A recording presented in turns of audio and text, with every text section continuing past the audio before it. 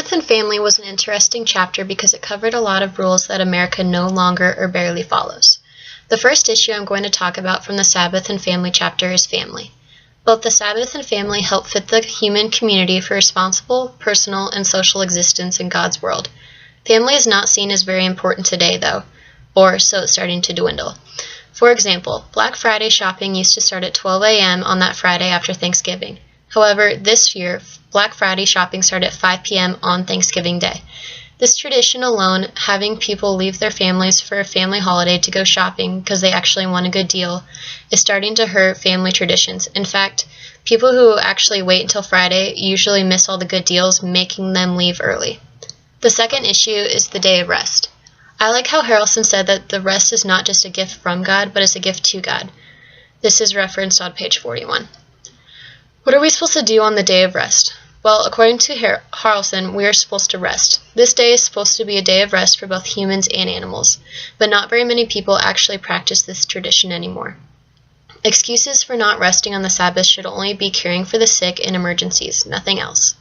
I completely agree with Harrelson's remark about how both the meaning of Sunday and of the Sabbath are in danger of losing their meaning, because not very many people rest on the Sabbath. In fact, they usually work extremely hard on that day, especially farmers. The final issue that I'm going to talk about from this chapter is capital punishment. The Bible is often used in court cases saying that we shall not murder anyone. However, Exodus 21:15 and 21:17 call for the death penalty for anyone who strikes down or pronounces curses on them. Protecting life in marriage was also an interesting chapter because it talked a lot about the death penalty and committing adultery. The first issue that I'm going to talk about from the Protecting Life in Marriage chapter is adultery. Adultery and murder are seen on different levels. I believe that when a man and a woman get a divorce because of adultery, each partner should get equal amounts of what they owned. From personal experience, I know a family that got a divorce, and the woman was the one who committed adultery. However, the man went into the marriage with the most money out of the two. Once the divorce was final, the man was left with barely any money and paying child support, while the woman did not have to pay a thing, and she's still getting checks from her ex-husband. Personally, I do not believe that this is fair in any way. The next issue I'm going to talk about is capital punishment. God commands that a murderer shall be killed as well. No one can really decide, however, if God in the Bible is against capital punishment or for it, because the Bible says only to kill people that have killed others.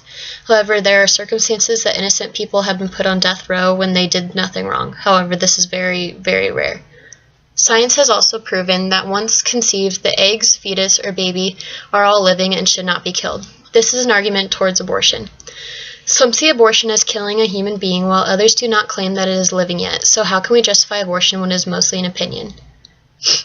The problem about taking a sick family member off of life support also arises around the abortion and capital punishment issues, because some people believe that taking a family member off of life support is considered killing them as well. The final issue that I'm going to talk about from this chapter is dignity. Harrelson makes a valid argument that all men should live with dignity. However, everyone knows the difference between the rich and the poor. I believe that this is true, but the poor should not give up and call it quits just because they've been labeled poor and not rich. They should work twice as hard as the rich do and become one of the wealthy themselves. I believe that if someone worked their tail off to make it to the top, they should have some of the most dignity because they were very successful and did it on their own, and they came from what would be considered rock bottom. They didn't give up like most do. Out of this reading, there were 3 questions that arose for me while reading these 2 chapters. They are, if Sunday the Sabbath is supposed to be a day of rest, mostly from labor, why do religious people still work on this day? The second is, why is it that for a man to commit adultery, he has to have sexual relations with another man's fiancé or wife?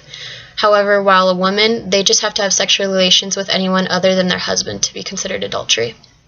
My last question is, should women that have abortions be killed?